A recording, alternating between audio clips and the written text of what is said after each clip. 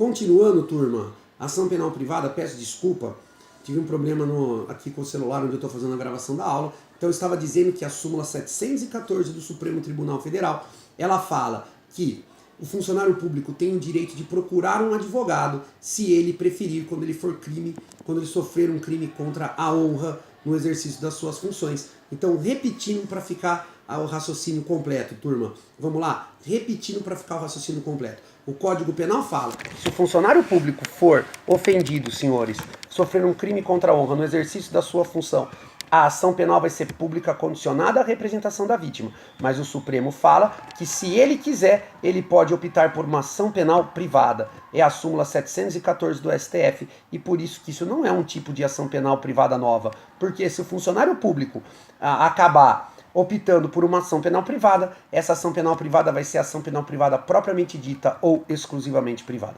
Para a gente encerrar o tema ação penal privada, vamos falar das causas especiais de extinção da punibilidade na ação penal privada. Vamos lá? A primeira é a decadência. Você já viu a decadência? A decadência é o prazo de 6 meses contados do conhecimento da autoria delitiva na ação penal privada propriamente dita, para que o particular ofereça queixa-crime, ou 6 meses contados do trânsito em julgado da sentença civil que anulou o casamento, no caso da ação penal privada personalíssima, que é o único crime que prevê esse tipo de ação penal, é o crime do artigo 236 do Código Penal, induzimento a erro essencial ou ocultação de impedimento matrimonial, exceto o casamento anterior. Tá, professor, e na subsidiária da pública? Lembra?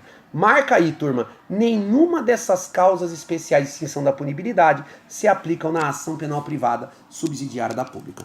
A segunda causa, especial de extinção da punibilidade na ação penal privada é exatamente a renúncia. A renúncia, ela antecede a ação penal. A renúncia, portanto, ela ocorre antes do juiz receber ou rejeitar a queixa-crime, turma. Perfeito? Então a renúncia ocorre antes da ação penal.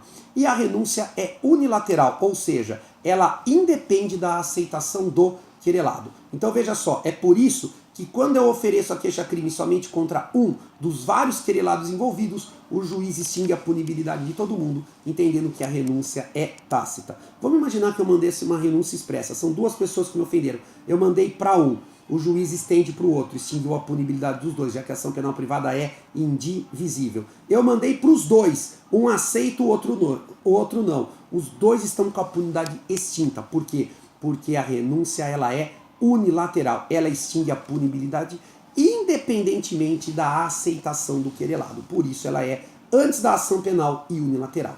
A terceira causa especial de extinção da punibilidade na ação penal privada é o perdão. O perdão ocorre depois do início da ação penal privada, ou seja, depois que o juiz recebeu a queixa-crime. E o perdão é bilateral. Por quê? Porque ele ocorre depois do início da ação penal privada e por essa razão ele depende da aceitação do querelado. Então o perdão é bilateral porque ele depende da aceitação do querelado. Então aquela história assim, eu estou processando numa ação penal privada 2 querelados. Eu ofereci o perdão para um, o juiz estende para o outro, ele fala para os dois se manifestarem.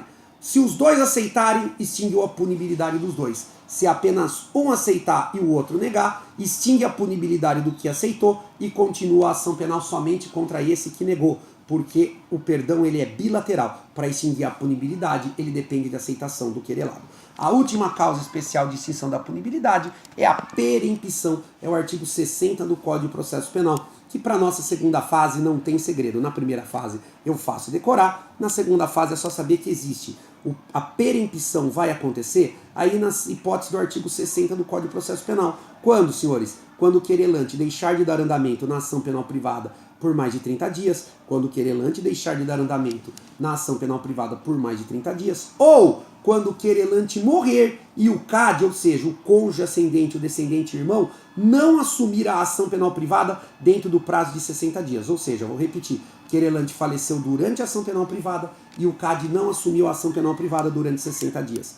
Terceira hipótese de perempção, o querelante deixar de comparecer à ata essencial do processo. O querelante deixar de comparecer à ata essencial do processo.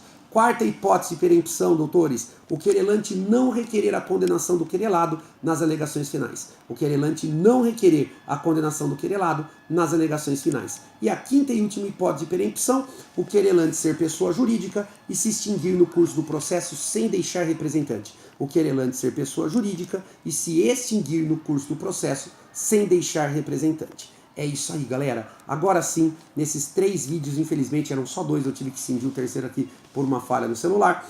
Nós estudamos os principais temas de ação penal. Agora é só correr para a vitória. Na nossa próxima aula de processo penal, o nosso tema será competência. Vamos estudar, fica com tudo, rumo à aprovação, precisando, contato@professortiagoperes.com.br, contato@professortiagoperes.com.br. Fiquem com Deus e até a próxima aula. Tchau!